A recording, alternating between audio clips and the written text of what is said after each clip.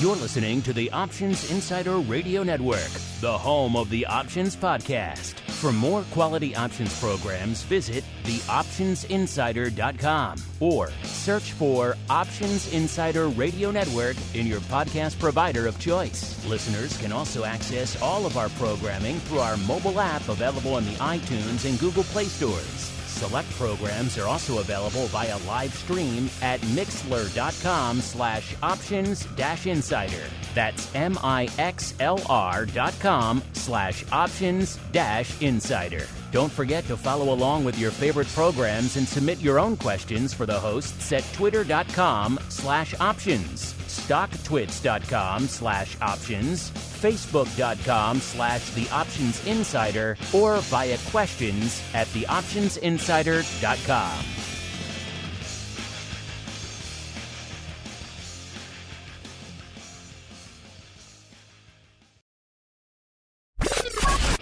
And now, it's time for the show that breaks down the options market from unusual activity alerts to market analysis, strategy overviews, listener questions, and much more. If it involves puts and calls, then our all-star panel will break it down. It's time to hit the Option Block with your host, Mark Longo from the Options Insider Media Group, and co-hosts Uncle Mike Tosaw from St. Charles Wealth Management, Mark the Greasy Meatball Sebastian from OptionPit.com, Andrew the Rock Lobster, Joe Benazzi from OptionPit.com, and Henry the Flowmaster Schwartz from SIBO. The Option Block is brought to you by SIBO. SIBO's suite of S&P 500 index options, SPX and mini S&P 500 XSP options, allows traders to speculate on the direction of the market, generate income, and hedge for downside protection of their portfolio of stocks. No matter what kind of trader you are, there's plenty of useful information to take the guesswork out of creating your portfolio strategy and to help you make more educated moves in the market. Visit www.sibo.com/SPX today to learn more.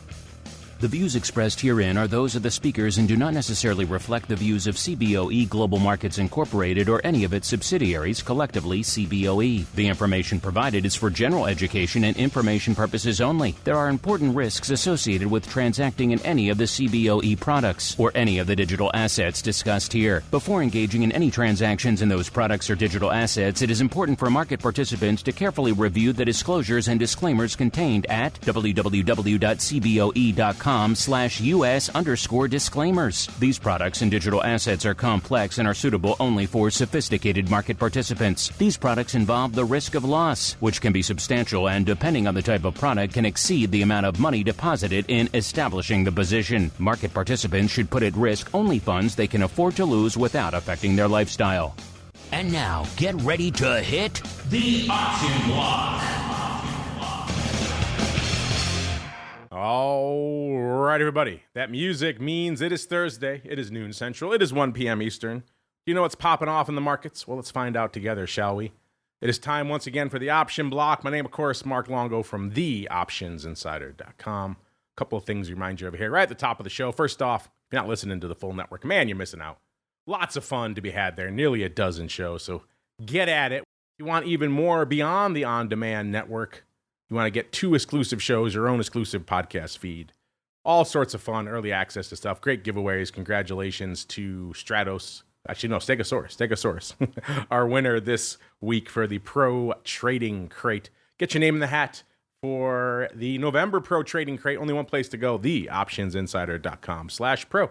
The place to go to get your hands on that. As we go around the horn, see who's joining us on the old Thursday edition of the OB. It's Thursday. Normally we'd be joined by the Flow Master. He is unfortunately on assignment, but we have an able stand-in joining us this week, our old pal, the Otto Father himself. Some folks call him the Oracle of New Hampshire, Mr. Matt Amberson from ORAS. Mr. Matt, welcome back to the show. Have you recovered from the mega election night spectacular, sir? That was past my bedtime, but I've recovered, and it's impossible to fill the shoes of the most valuable option person out there, Henry Schwartz. So I was hoping to be on with him, but you have to send my regards to old Henry. I shouldn't tell you what he said, but he said, I heard that Matt guy's going to be on. I can't make it is what he said. So yeah, one of those things. I can't be on with that guy. So, yes, that would have been a good duo. We'll get you guys on together on a future episode. And then also joining us from the hinterlands of Chicago, known as St. Charles, where we are joined once again by the uncleest of Mikes, Mr. Uncle Mike Tosaw from St. Charles Wealth Management. Uncle Mike, welcome back to the old program, sir. Always a pleasure to be here. All right, then, with the team assembled, let's dive right on into the trading block. It's time to break down the latest topics, trades, and trends in the world of options. It's time for the Trading Block. All right, listeners, welcome to the Trading Block, the portion of the show where we break down what the heck is trading, what is lighting up our tapes today. And it seems like the last couple of sessions, this bull, I get it. He probably is exhausted. He's been on a sprint, been on a tear, a rampage for the better part of the last week. Even the mightiest of bulls is going to take a breather, and that's pretty much what we're seeing out there yesterday and indeed today. We were kind of mixed, flirted with green, then red again, all over the place yesterday. Today, we are pretty decidedly in the red, but nothing explosive, no earth-shattering, not really enough to give VIX the old heave-ho to the upside. S&P off about 1/3%, NASDAQ off about 1/3%, and the Dow also appropriately enough off about 1/3%. And not to be forgotten, our old pals, small caps, off a little over about 1.1%. So they're saying, hold my bear kids out there today after quite the rampage. A VIX cash 14 even. That puts it down about a point exactly from where it was on the Monday show. VVIX slightly frothier. We were at an 88 on Monday, 91 today, so ticking up ever so slightly, but not an enormous move really in either direction. As we go around the horn, see what everyone makes of this little bit of red we got on the screen today. Let's go out to the shores of New Hampshire first. Mr. Matt, before we get into even today's action, let's start. We haven't chatted with you since the big election night spectacular. What are your thoughts on just the absolute rampage that almost all markets have been on, maybe with the exception of rates and gold, that have all been on a rampage to the upside? Equities, crypto, you name it, just full speed ahead, and the complete destruction of vol we've seen since the last time we chatted, sir. Yeah, it's something to behold.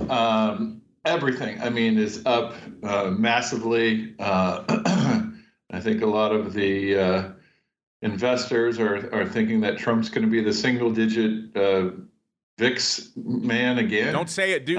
Don't bring it into existence. I know. I don't think so. I think there's a lot out there. I think the Democrats probably thought that they were going to win. They've been cooking the books, or so I hear, from a man named Dowd, D-O-W-D. You could look him up, but a lot of the numbers out there are pointing to it. We're already in a recession, so I don't know if a lot of people have been talking about that. So I'm normally perma-bearish, but I'm now more bearish than ever. I don't usually do things about it because as a market maker, you have to be skeptical and bearish, I think, to survive.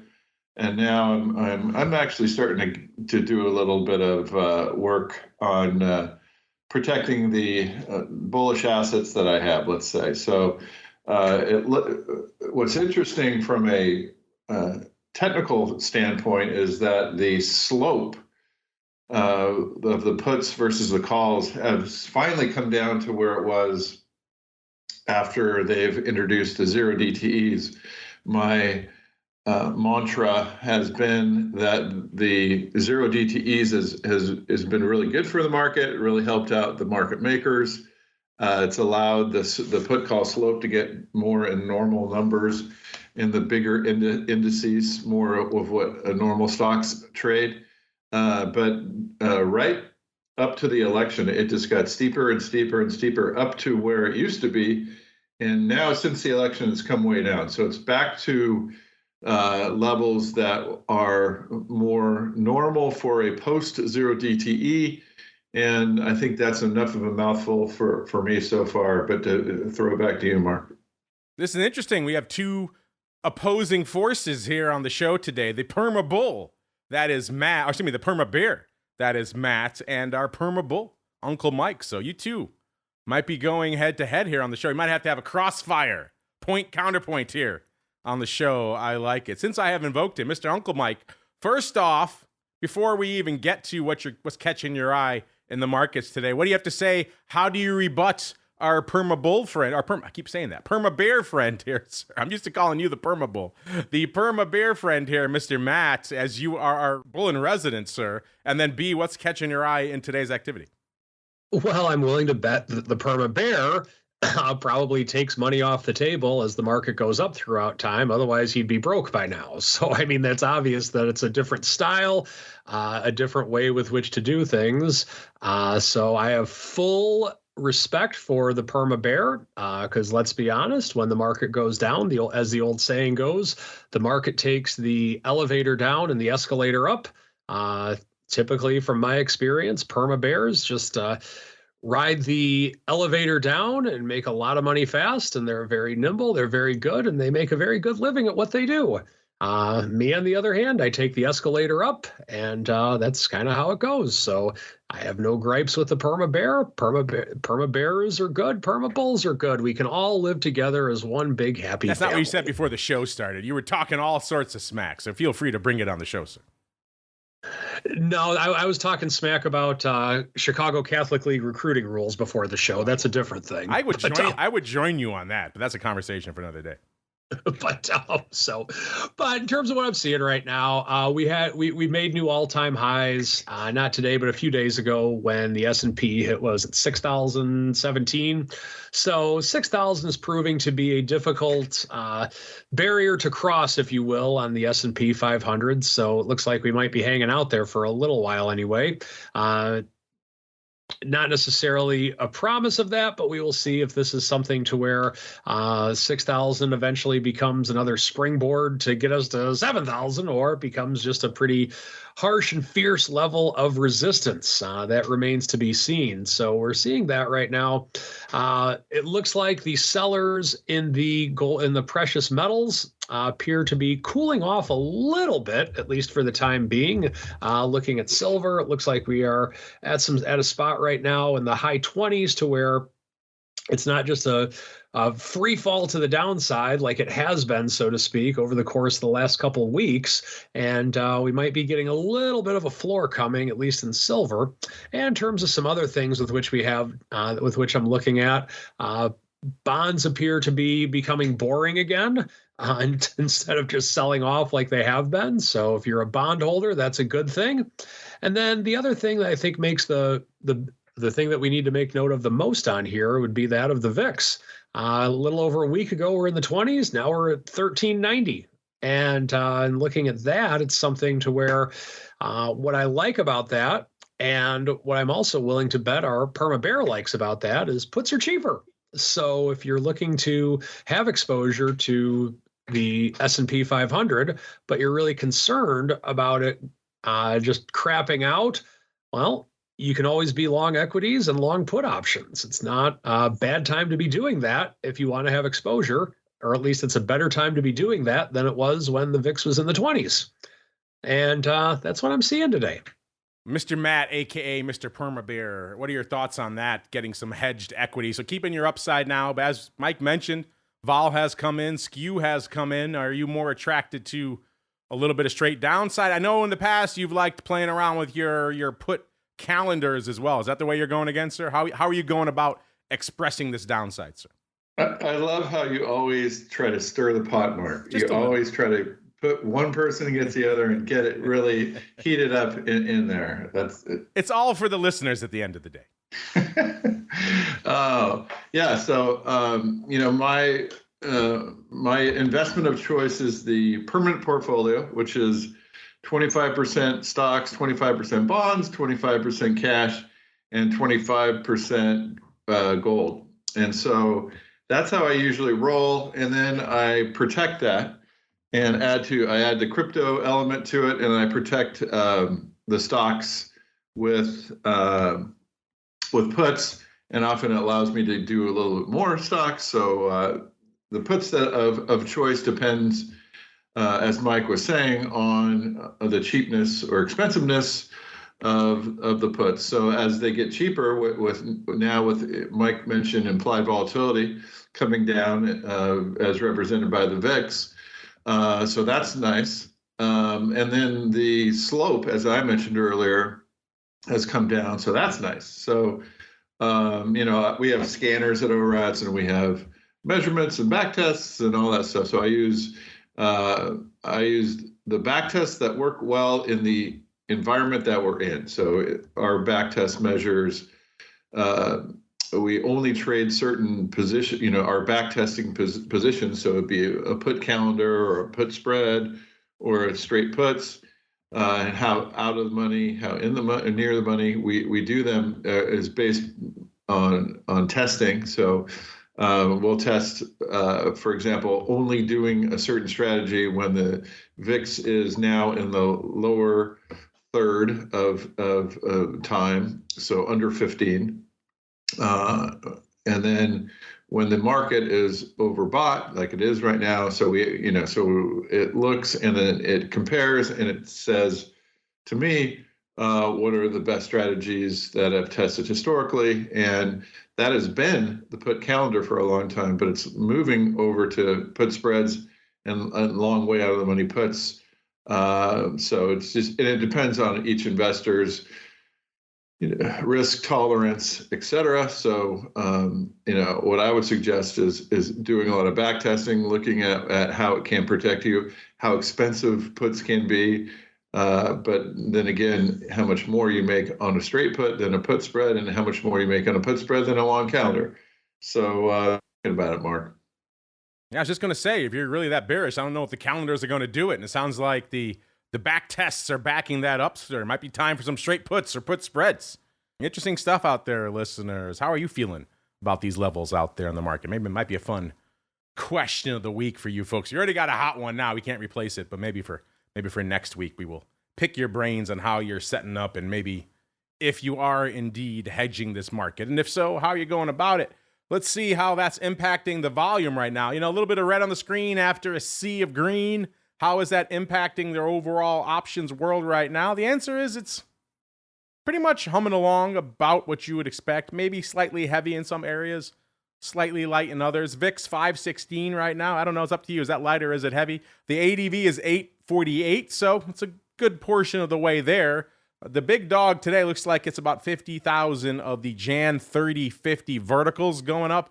Now, worth noting, there is size OI on the 50s, so it could potentially be a roll down. That would be an interesting choice. We don't see a lot of straight buys of upside. Usually it's some sort of vertical, so I'll have to go see what the origins were for those 50s out there. But right now, 30, 50s. If I had to guess, I think it's a straight vertical, but we shall see out there. There's always some OI gumming up the work somewhere, listeners. Number 3, we got 30,000 of the DEES 15 puts. Looks like folks might be bailing on those, though. 66% to hitting the bid on these, so maybe some folks taking their profits, getting the heck out of Dodge. Hard to argue. We had a nice little run to the downside here. If we're going to be trending around here for a while, of course, these are DEES. They have some more time on these. If you're bailing on your DEES already, then maybe you're buying what Matt is selling. Maybe you think we've seen the bottom here in vol for a little bit, and maybe we're going to do a little bit of a turnaround.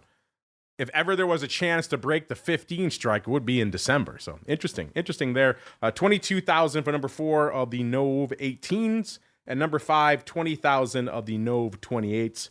Could potentially be some vertical action there as well. I'll have to go dig in and see. SPY, nearly 5 million contracts on the tape today, so a decently robust day for SPY, 4.8 million.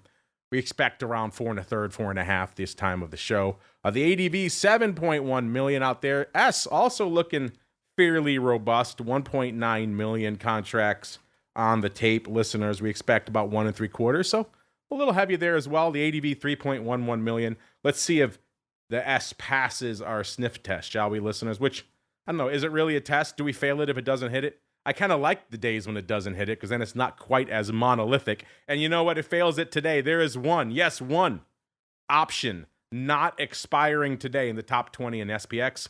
It is 26,000 of the 6,000 calls, and they expire tomorrow. So don't get too excited. A whopping 1 day out. So 6,000 calls. We have been flirting with that 6,000 handle quite a few times.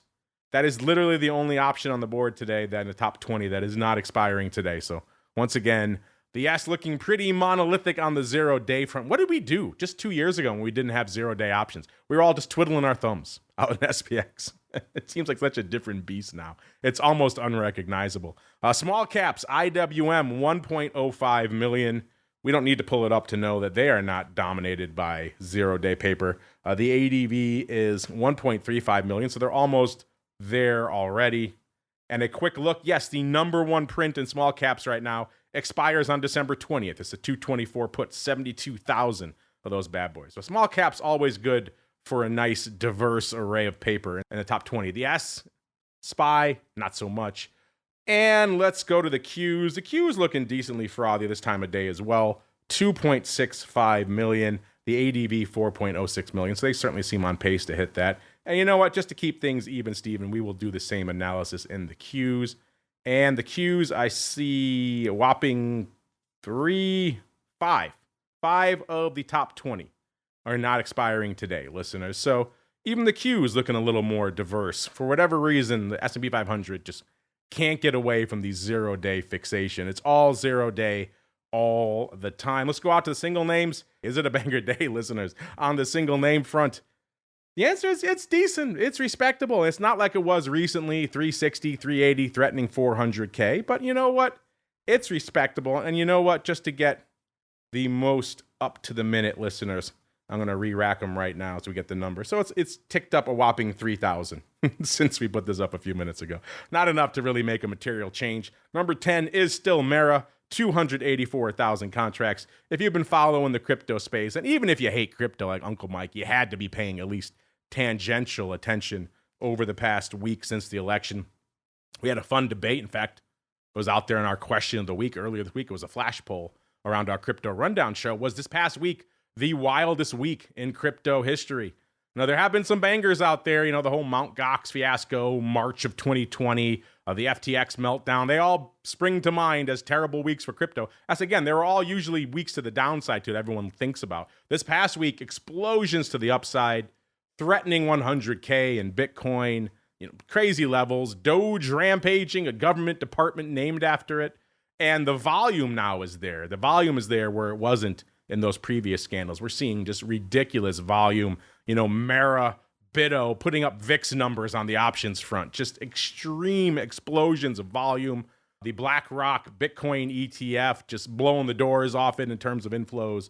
So if you want to just look at it through the lens of volume, I think there's definitely an argument to be made that this past week, nothing even comes close. If you want to look at crazy movements and vol, maybe there's more of an argument to be had. But this past week stands up there even on that lens. It's definitely top 3. So it's been just a wild time. We're talking about names like Riot again that we haven't talked about in forever. But number 10, that got me on a whole diatribe there. Listen, go check out the crypto rundown if you want to hear more of that fun. Number 10, Mara, 284,000. We were just saying, man, this name, what a rampage and then a retreat it has done. We've been saying all year long, listeners, things that had the range of 15 to the downside and roughly 30 to the upside. Somebody's been loaded up on those Jan 30s forever. They've been wearing it pretty much all year. We haven't really been at the 30 handle, even close for a while, until this past week. And then all of a sudden, the rampage was in. We got up to, looks like around 26 and change, close to it out there. So those 30s were suddenly in play after Mara was back at 15 not too long ago. So it seemed like, oh, maybe they're onto something. And then right back down to about 21 right now, 20.98 to be precise, off 72 cents or 3.3% today. And of course, since those highs earlier this week of about 26, they're off about close to $5. So Mara giveth and it taketh away. Right now, 284,000 on the tape for number 10. Hopefully I'll have to go check that Jan 30 person. Maybe they got the heck out of Dodge. With what little they had left, I don't know. But they've been on that train for a long time. And to get this close to January and then let the ball slip through your fingers would be painful. Number 9, listeners, it's AMD. Looks like they're turning around. They weren't liking them earlier, and now they're giving them some love, up about $1 or about 0.75%, trading 140.25. You don't usually hear names in the chip zone and circling the AI periphery slashing jobs, but that is exactly what AMD is doing. Now, it works. It worked for Meta in the past and others. That was kind of the big turnaround for them. They said, hey, we're firing everybody, and the stock has never really looked back. So maybe it'll work for AMD too. Number 9, 311,000. Number 8, Coinbase. Man, this one has quite the rampage list. If you don't even want to play direction, if you don't want to deal with crypto, I get it. Just play the volume. That's been the winning trade in Coinbase right now. 286.5, up $1.86 today. But just in the last 5 days, listen, it's up 29 handles or 11.25%. If we go back to, let's go back to Halloween. Maybe I shouldn't, listeners, because that looks pretty rough if you go back to Halloween. $179 is where the stock was on Halloween night. Talk about spooky. It has rallied over 100 handles from there. It's trading 286 and a third right now. My goodness. Coinbase, the clear winner. They're on the kick Gensler to the curb front. They're riding this train all the way to the upside here. Listen, so if you've been on that train, it's been a good ride. Palantir, another one that's been on a good ride. Hard to argue this new administration isn't good for them. Very closely linked to the folks over there at Palantir is this new administration. Number 7, 420,000 contracts, 59.62, actually selling off $1 today. They were north of $60, $61 this morning actually, and their high is 63.39. So, what a run this one's been on year to date. It wasn't that long. They were 16.5 at the beginning of the year. It wasn't that long ago you were selling 10 puts and you were feeling it, getting run over on those puts. And now here they are, $60. Just a very different beast entirely. Number 6, this one kind of springing back to life today as well. A lot of people, myself included, kind of written this one off, and I'm still looking askance at this one. This is Disney, 109 and a third, up 665 or 6.5% today. They reported some good numbers. Everyone's fixated on the streaming. Also, the cruise line's coming online, which could be a good thing for them. The parks are a disaster, though, and they have been forever. And it's not looking better anytime soon. Epic Universe is going to come clean their clock very soon. The clock is ticking. So they haven't really announced any answer for that. So everyone is looking at the streaming and just buying this stock. I don't know. I would be a little dubious here. But the stock running after having kind of gotten beaten up for a while. It dipped below 100, we all know. Not that long ago, actually, listeners. And now 109 and a third out there. So Disney getting a little bit of a lift today. Is it just the analysts getting boondoggled by the streaming numbers, or is there something else afoot? Are you a bull on Disney here, listeners? I'm curious. Number 5, it's the fruit company, 228.16, up $3 or 1.3%. I don't know why it's rallying today, other than more buyers and sellers. Buffett keeps dumping Apple. Might be a fun question of the week for that one too. What the hell is Buffett up to with all this cash? You folks have been asking us that question. Maybe it's time to ask you folks. Turn the spotlight back on you. He's dumping Apple all the time, yet doesn't seem to be hurting the stock. Number 5, 483,000. Number 4, keeping it in the A tech zone. It's the Amazonians, 520,000 contracts. 213 is Amazon up, I should say off $1.15 or about 0.5% for them today. So kind of a quiet day for them. Number 4, though, a good volume day, 520,000. Just quiet on the underlying front. Number 3, SMCI. They giveth and they taketh away as well. They are continuing their plunge to the downside. Now, they had a little bit of a brief respite, and now right back down here, off $1.75 or 8.5%. You know, once they start throwing around the accounting concerns, you gotta get the heck out of Dodge, or at least put a put in your back pocket for a rainy day. I get it; they're probably pricey, listeners, but this one's just 5 days. It's off another 7 handles at 27%.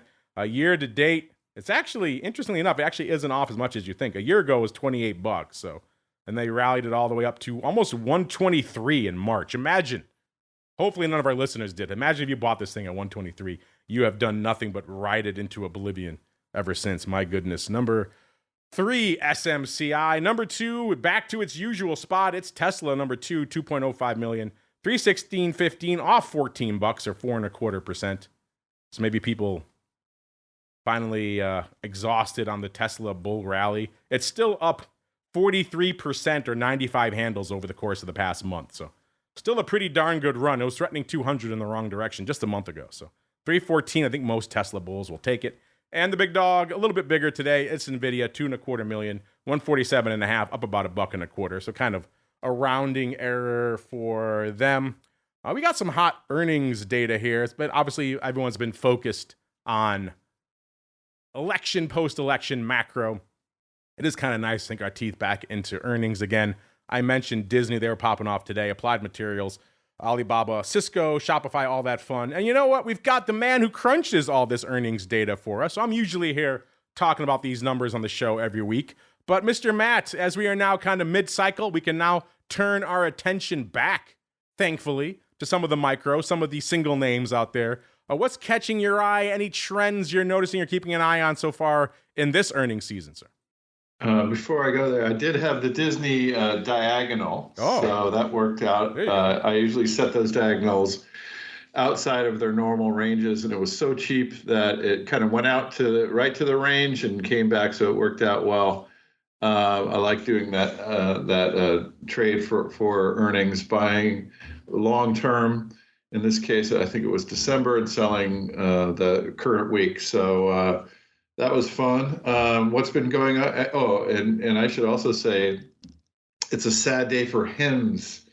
It might leave some of our traders limp. That Amazon has come out and announced that it's going to have fixed pricing treatments for things like erectile dysfunctions and men's hair loss, Mark. So Hims is way down. Matt, taking the show blue. I did not expect that. I expect that from Uncle Mike. I don't expect that from you. I know. Well, let's turn that frown upside down. Let's talk about some earnings, because I just had to bring that up, Mark, because it was too good to pass over.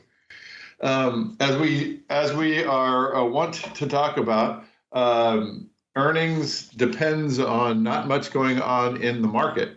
And if the market could concentrate on earnings, that's when holders of the straddles do better. That's kind of the rule of thumb that we've come up with, Mark, over these many years of doing this together. And it's no different this time. Last week was the worst week for straddle owners in earnings, but it was still positive. It just shows how strong it's been. So a typical straddle owner for all 735 stocks that that fit our filters are up 15%.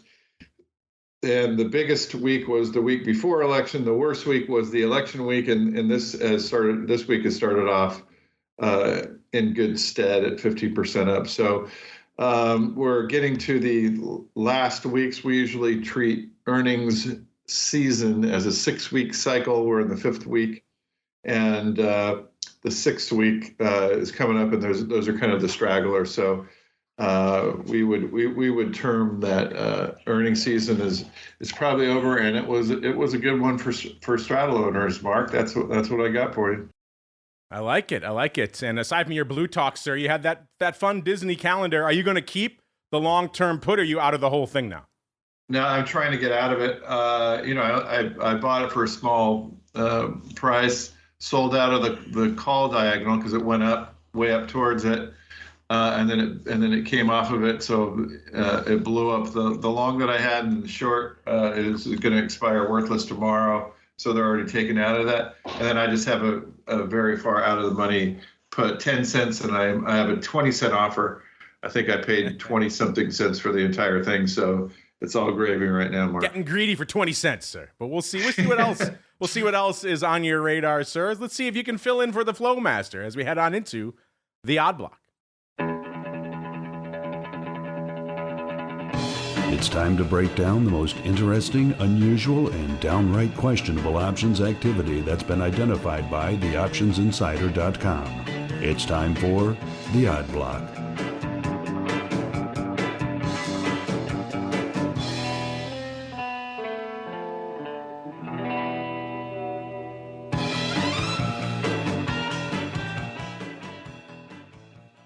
All right, everybody, let's do it. It's Thursday. This is usually where we unleash the Flow Master, see what he's fixed his fiery gaze upon. But, Matt likes to dig into a little bit of unusual activity. In fact, if you'd like to hear Matt talk a little bit of unusual activity, he and I will be doing so tomorrow on Options Oddities after Vol Views. So get past the velvet rope. Head on over to theoptionsinsider.com/pro and join us. Last time he was on with us, he was slinging strangles left and right. It was a good time. It was a crazy time. So if you can't handle that type of heat, maybe don't get into the kitchen. But if you can, join us on Options Oddities. It should be a fun time tomorrow. But Matt, as a little bit of a preamble to that, sir, anything catching your eye out there on the unusual activity front? Hit me with a ticker, sir. Yeah, so I didn't know this ticker existed. Oh, those are the best ones. Those are the best unusual trades. First of all, there was a big trade in VIX that we didn't talk about yet. 50,000 went up. I know this isn't exactly what we talk about, but 50,000 in Jan, a way out of the money call spread was purchased. You see that? The VIX expiring on the 21st of Jan, 2025, the 30, buying the 30, selling the 50,000 times for 30 cents. You got that one? I did discuss that on the VIX a little earlier. It was confusing because there is OI on the 50s. I wasn't quite sure if it's a roll down. It would be weird. I think it's probably just done as one unit. That's how I saw it. But maybe you have a different take, sir. Well, there's 34,000 open on the buy side and 105 on the sell side. So who knows? Anyway, so I just wanted to mention that before we went on. So QQQM, have you talked about that on this show? This is the first. I cannot recall ever discussing it, sir. Okay, so QQQM, so pull that up. They have a large trade went up there. Basically a call diagonal. But the more important thing that I thought was I'd never heard of QQQM, so I went and researched it. Turns out QQQM and QQQ are very similar. And the only difference is that where QQQ looks for liquidity, QQQM has very low fund expenses. So I learned that today. So big trade went up there. And then what? Another thing that I saw on the we'll start in the more of the macro. DJX has the biggest dollar delta sale, so they're getting short in DJX today. Before you get onto that one, let's get to this QQQM because this is interesting. You're right. This is not a name I have discussed, and you're right. On the surface, I first pulled this up and I said, "What is the difference between this and the Qs?" Because it looks very similar. So you probably don't need me to break down the year that this one has had, listeners.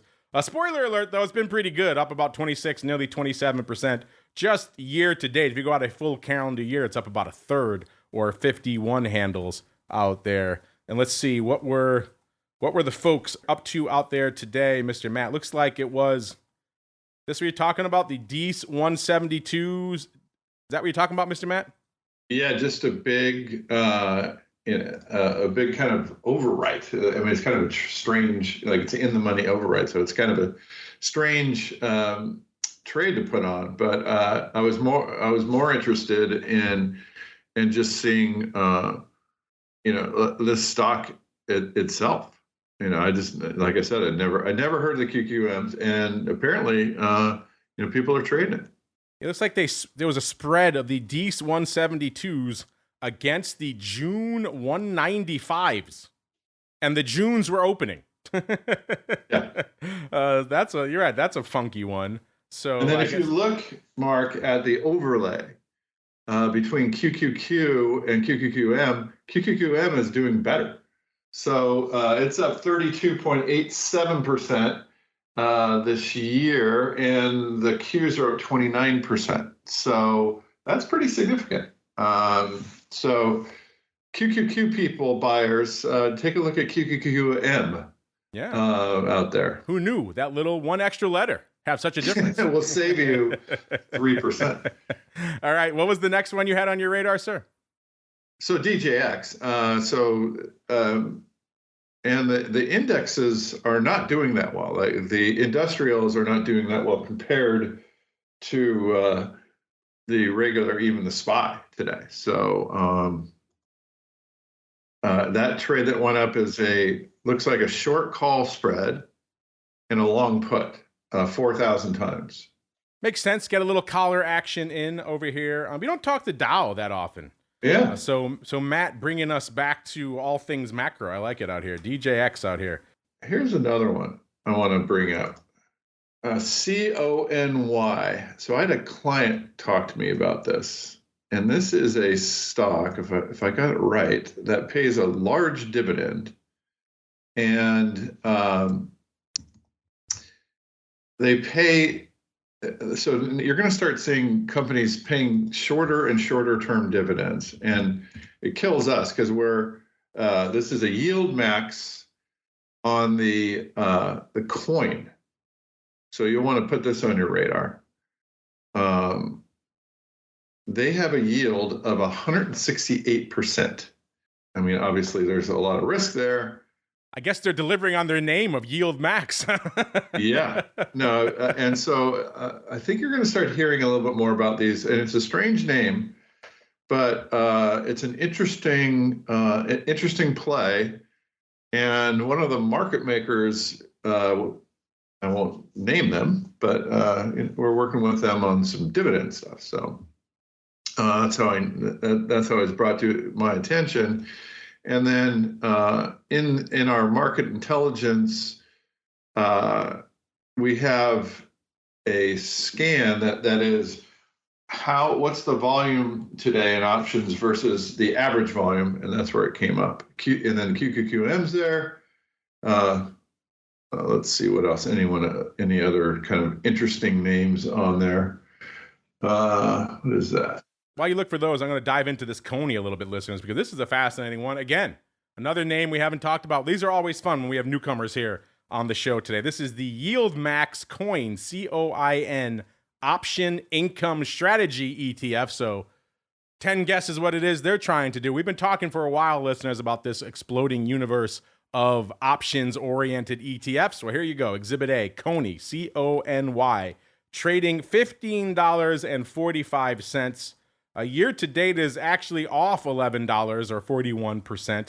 And going back a full calendar year, it is off about 30% or $6.50. Now, Matt did say, though, they have a serious dividend yield. Let's go back and see if I can get...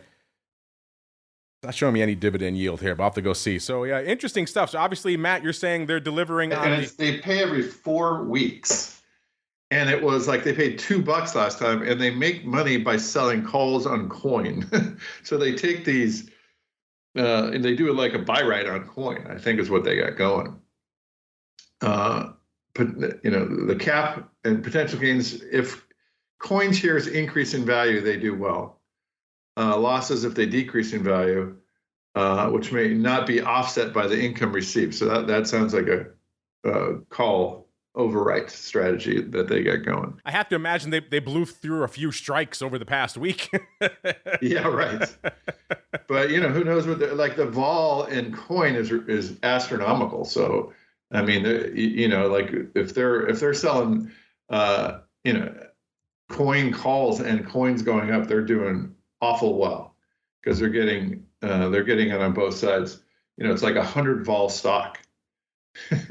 I'm looking right now. You said you're working with the market makers on the dividends. Well, that's happening today. They're going ex-div today. $2.02 a share today, Matt. So you're right.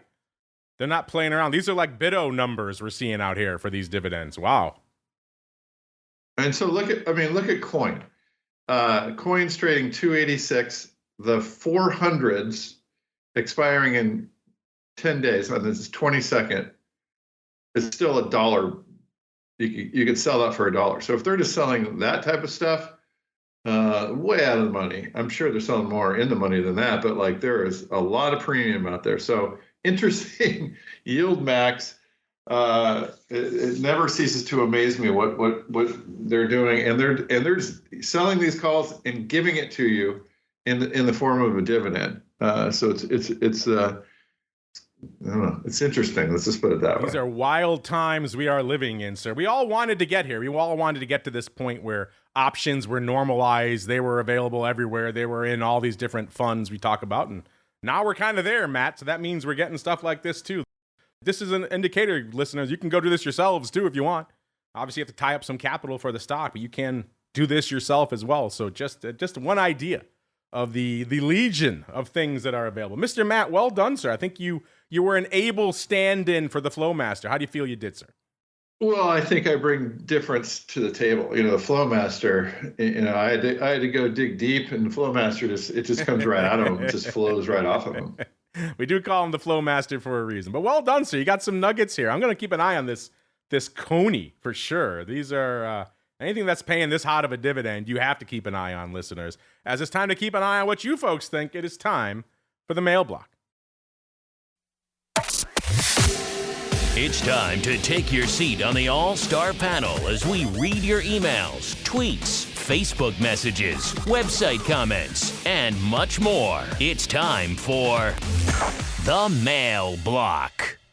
All right, everybody, welcome to the Mail Block, the portion of the show where you folks take the reins, your questions, your comments, your insights. You also pay off some of our questions of the week, and we tell you what you're thinking right now on some of the hot questions of the day. We'll get to the latter in a second.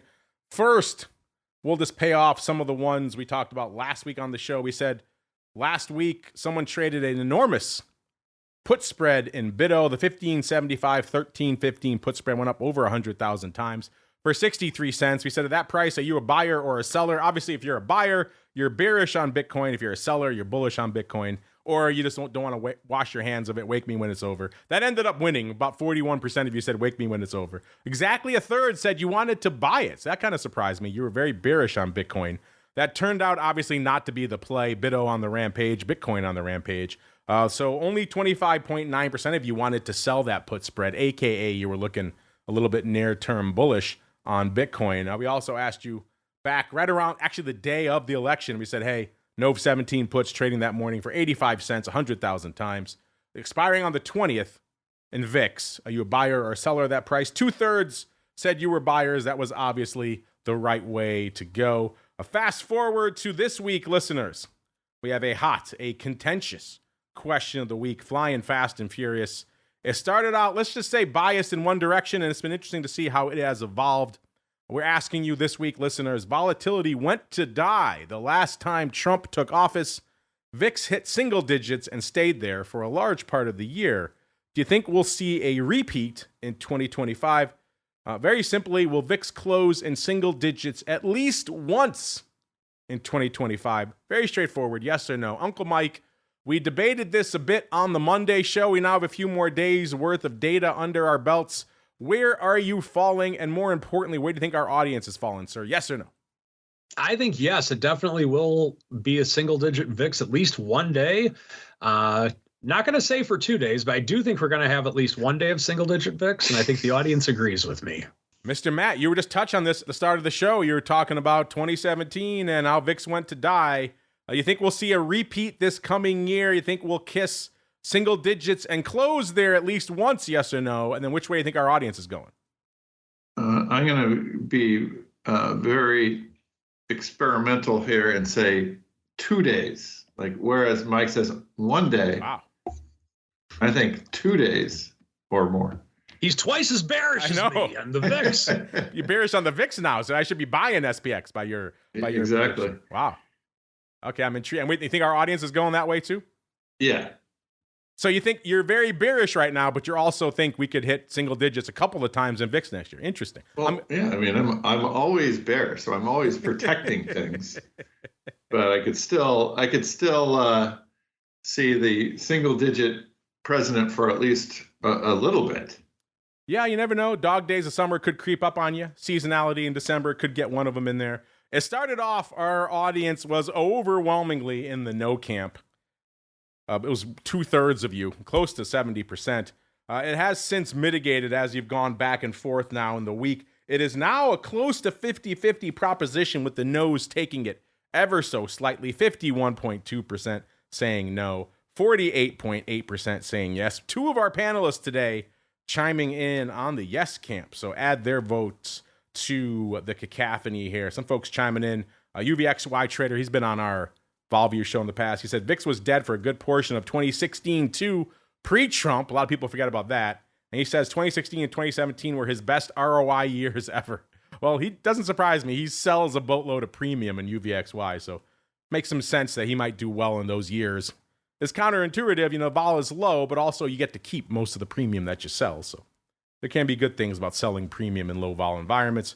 Age of Del Aquarius, one of our pro members, says there's still too much geopolitical risk. I don't think we see single digits for 2025 with Ukraine, Israel, and Iran still powder kegs. Bunch of other people chiming in. Botley says the rally could go on for the next 10 years. I don't know. See, Matt, you two can go head to head. Super Bull, I should say, versus Permabear. Some folks they just want the contango out there. Get over there at options if you haven't done so already and make your voice heard. As we keep on going, listeners, it is time to go around the block. It's time to tell you what we'll be watching on our trading screens until the next episode. It's time for Around the Block. All right, everybody, welcome to Around the Block. Let's do a quick check-in on the markets as we're wrapping up the show here. And we're mostly hanging out pretty close to where we were. In fact, VIX is unchanged at exactly a 14 again.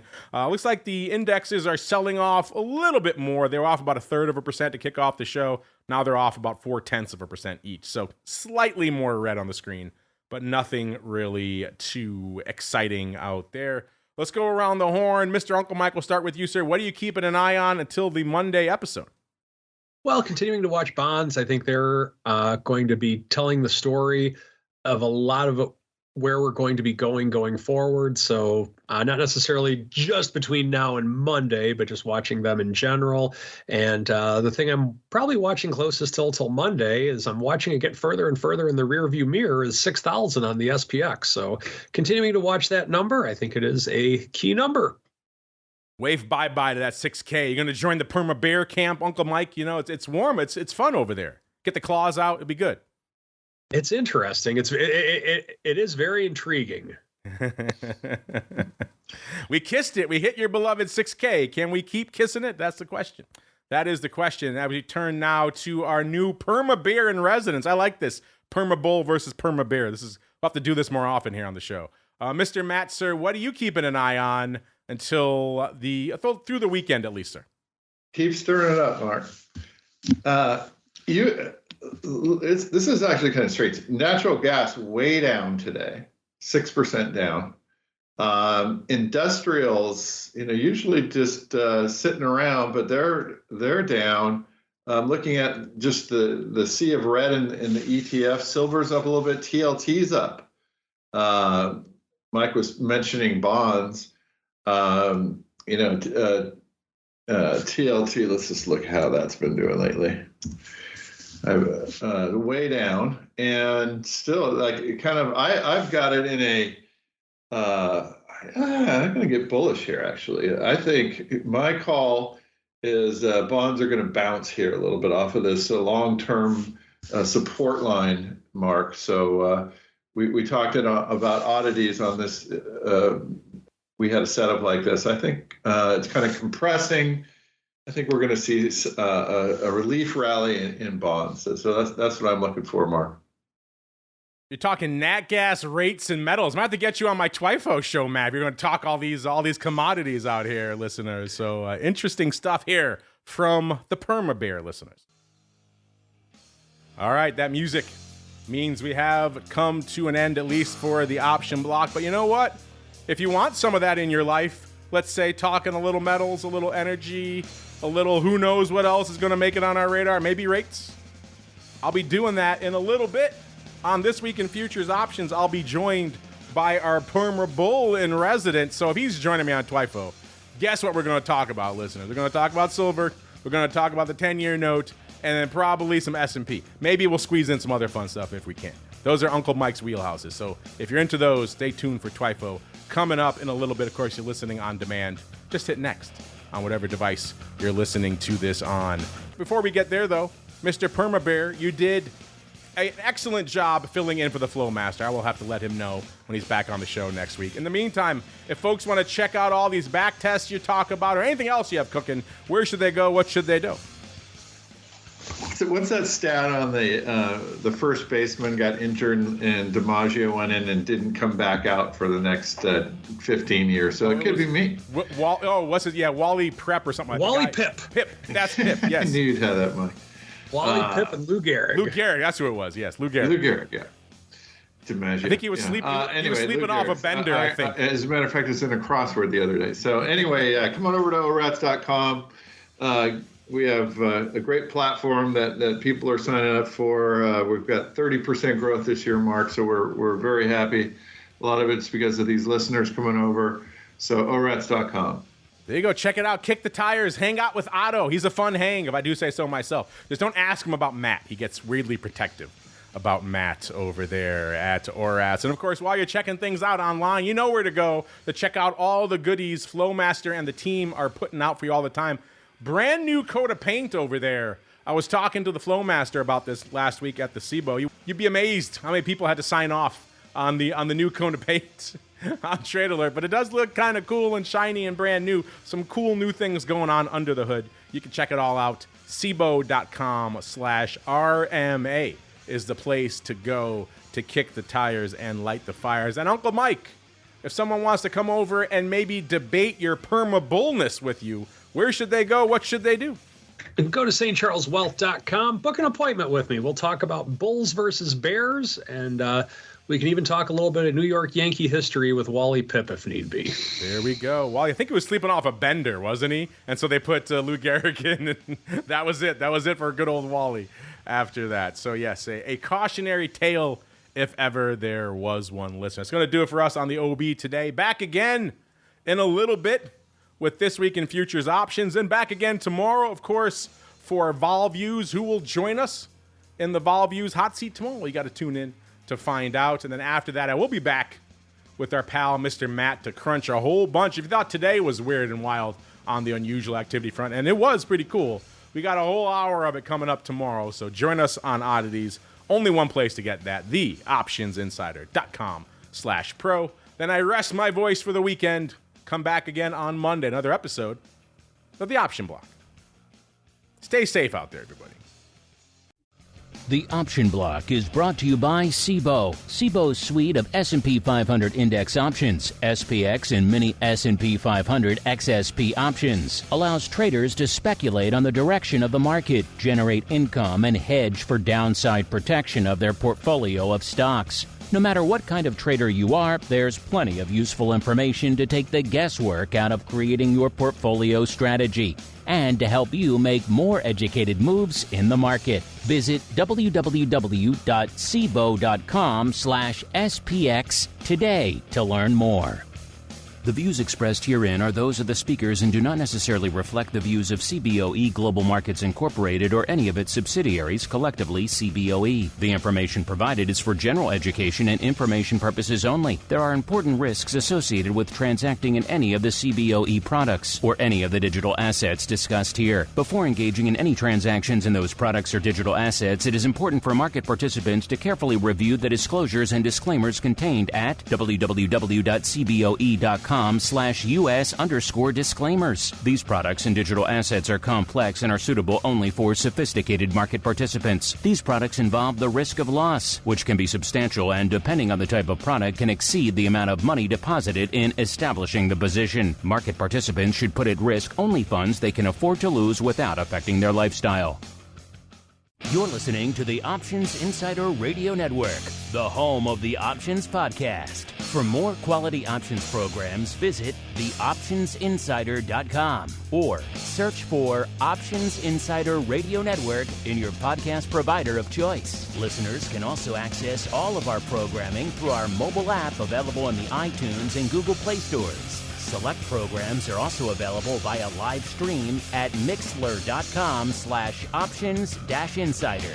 That's mixlr.com/options-insider. Don't forget to follow along with your favorite programs and submit your own questions for the hosts at twitter.com/options, stocktwits.com/options, facebook.com/theoptionsinsider, or via questions at theoptionsinsider.com.